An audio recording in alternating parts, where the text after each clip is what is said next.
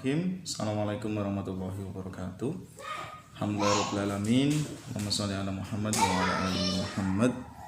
Teman-teman semuanya yang berbahagia, semoga hari ini teman-teman semuanya, kita semuanya senantiasa sehat ya, bahagia lahir dan batin. Teman-teman yang berbahagia, kita hari ini akan diskusi bersama ya di materi fana, baqo dan ittihad. Teman-teman bisa membaca detailnya di bukunya Ali Mas'ud ya, di halaman 172 di paket 11 ya, yang materi fana, baqo, ittihad. Fana, baqo, ittihad ini sebenarnya satu sama lain saling berhubungan, dan tokoh yang terkenal dalam tradisi tasawuf itu adalah Abu Yazid Bustami. Jadi Abu Yazid Al-Bustami ini menjadi tokoh yang mempelopori ya kan, yang mengenalkan gitu ya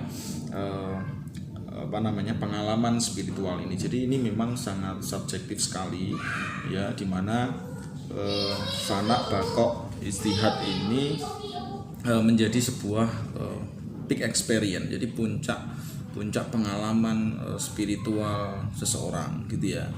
Nah, kita langsung saja kawan-kawan, apa sih sebenarnya yang dimaksud dengan fana gitu ya. Jadi kalau kemarin ya kita diskusi soal ma'rifat gitu ya. Nah, maka kali ini kita di bagian fana dan baqo ini ya, yang dimana para ahli tasawuf itu memiliki sebuah pengertian yang berbeda-beda gitu. Misalkan saja dari Al-Junaid ya, yang dikemukakan oleh Ibrahim Basyuni ini menggambarkan bahwa fana ini sebagai sirnanya daya tangkap hati terhadap yang sifatnya indrawi, karena memang menyaksikan sesuatu, maksudnya lenyap segala yang ada di hadapan serta segala sesuatu dari serapan indrawi. Nah, sehingga tidak ada sesuatu yang dapat diraba dan dirasakan. Jadi ada yang mengistilahkan dengan satu kata itu lebur gitu ya. Fana itu lebur gitu ya. Artinya di pengalaman rasa itu. Misalkan juga di Abu Said Haras ini mendefinisikan fana ini sebagai sebuah kondisi di mana fananya seorang hamba ini dari memandang kehambaannya.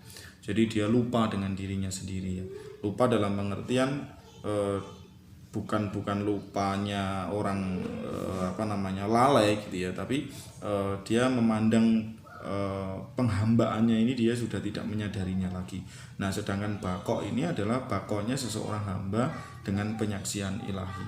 Jadi memang ini benar-benar peak experience-nya seorang hamba, di mana dia memang berproses ya, bersuluk gitu ya, berjalan menuju Allah Subhanahu wa taala, dan akhirnya mendapatkan rahmat ya kan, mendapatkan sebuah anugerah, di mana anugerah itu bagi seorang salik ya, orang yang berjalan menuju Allah gitu ya, itu adalah fana dan baqo ini gitu ya. Nah, teman-teman yang berbahagia ya, di buku ini dijelaskan banyak ya pengertian beberapa tokoh ya, persoalan fana, baqo dan juga ittihad. Nah, kalau kita melihat istilah lain dari Nicholson ini ya, yang memberikan sebuah kesimpulan tentang fana, dilihat dari beberapa tingkatan ya, karena memang kondisi masing-masing orang itu berbeda gitu ya, aspek dan juga maknanya gitu ya. Nah, itu bisa dipahami dengan 3 klaster atau 3 kelompok gitu, atau 3 tingkatan, 3 fase. Yang pertama adalah transformasi moral dari jiwa yang dicapai melalui pengendalian nafsu dan keinginan. Nah, ini yang tahap pertama. Tahap yang kedua adalah abstraksi mental. Nah, dan abstraksi mental ini berlakunya sebuah pikiran dari seluruh objek persepsi ya, objek pemikiran, tindakan dan juga objek perasaan. Dan di mana dengan nama kemudian memusatkan pikiran tentang Tuhan gitu ya, tentang ilahi, tentang keilahian. Yang dimaksud dengan memikirkan Tuhan adalah memikirkan dan merenungi sifat-sifatnya. Jadi lebur gitu. Kayak kita misalkan merenungi, meresapi bahwa Allah itu Maha Pemurah misalkan. Nah, jadi Allah itu Maha Pemberi rezeki misalkan gitu ya. Allah itu maha baik gitu. Nah itu keakuannya, keegoisan dirinya itu lebur gitu ya. Sudah tidak ada. Yang adalah kenikmatan di mana yang tampak adalah keilahian tadi, sifat-sifatnya Allah ya. Dan yang ketiga ya menurut Nicholson ini adalah berhentinya pemikiran yang dilandasi kesadaran. Karena memang kesadaran itu biasanya di dalamnya nanti ada keterlibatan syahwat gitu ya, keterlibatan nafsu gitu ya. Nah, tingkat fana yang tertinggi akan tercapai apabila kesadaran tentang fana itu sendiri juga hilang. Inilah yang oleh para sufi dikenal dengan istilah kefanaan dari fana atau lenyapnya kesadaran tentang tiada atau ketiadaan, fana al-fana.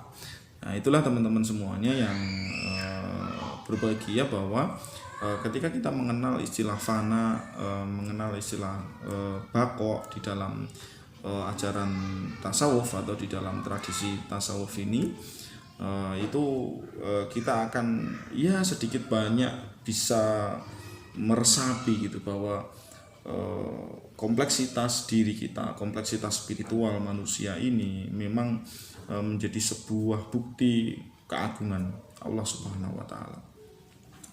Teman-teman yang berbahagia, Al-Bustami juga di sini ketika didominasi keadaan fana itu dia akhirnya menggunakan ungkapan-ungkapan yang diriwayatkan berasal darinya. Misalkan dikenal dengan istilah syatahat. Ya, menurutnya makhluk memiliki berbagai keadaan, tetapi seorang yang arif tidak mempunyai keadaan. Seorang arif dalam tidurnya tidak melihat selain Allah, dan dalam jaganya pun tidak melihat selain Allah. Dia tidak seiring dengan selain Allah dan tidak menelaah selain Allah, dan fananya kehendak, dia ingin tidak berkeinginan. Nah, ini narasi yang sederhana tapi memiliki sebuah makna yang dalam, perlu kita baca berulang kali ya kawan-kawan, perlu kita renungi, perlu kita resapi, sehingga melalui penjelasan ini kita mampu memiliki sebuah pengetahuan secara kognitif maupun empiris nanti ya ke depannya, bahwa eksistensi jiwa, eksistensi spiritual seorang manusia atau seorang hamba ini itu benar-benar akan mampu membawa sebuah anugerah yang luar biasa kepada diri kita ya, tentunya atas izin Allah Subhanahu wa taala. Nah, sekarang apa hubungannya kawan-kawan antara fana, bako dan juga itihad? Nah, kita melihat coba antara fana dan bako ini dia selalu beriringan. Jadi fana dan bako itu ibarat dua keping mata uang, dia beriringan gitu, satu sama lain itu beriringan, ya lebur dengan kekekalannya gitu. Jadi artinya egoisitas diri tadi ya, keakuan gitu ya. Kan kadang ada nih orang yang merasa misalkan wah itu kalau tanpa saya pasti nggak akan berhasil ya, tanpa peran saya pasti nggak akan sukses. Nah itu posisi-posisi keakuan itu sudah tidak ada lagi, sehingga melihat sebuah keadaan apapun di situ nanti hanya Allah yang nampak. Artinya tidak mendahulukan dirinya gitu, lebih mendahulukan hak-hak Allah, lebih mendahulukan keagungan Allah. Karena wujud yang saat ini kita rasakan kawan-kawan, ini sebenarnya adalah bukti dari keagungan Allah itu sendiri. Pencapaian Abu Yazid Al-Bustami ini ya ke tahap fana dicapai setelah dia meninggalkan keinginan atau dia meninggalkan syahwatnya. Maka kalau kita melihat ayat Al-Qur'an ya ayatuhan nafsul mutmainnah gitu ya, irji'i ila rabbiki radiyatan mardiyah. Jadi jiwa yang tenang, jiwa yang damai, jiwa yang memiliki kebahagiaan secara hakiki itu akan mendapatkan kedamaian di dalam kehidupannya, ya baik di dunia maupun di akhirat. Jadi ada sebuah cerita ketika setelah Allah menyaksikan kesucian hatiku yang terdalam ini. Jadi ada sebuah cerita gitu ya, Abu Yazid gitu ya, dia bercerita seperti itu, berkisah gitu ya. Aku mendengar puasnya darinya, yaitu dari Allah. Maka diriku dicap dengan keridhoannya.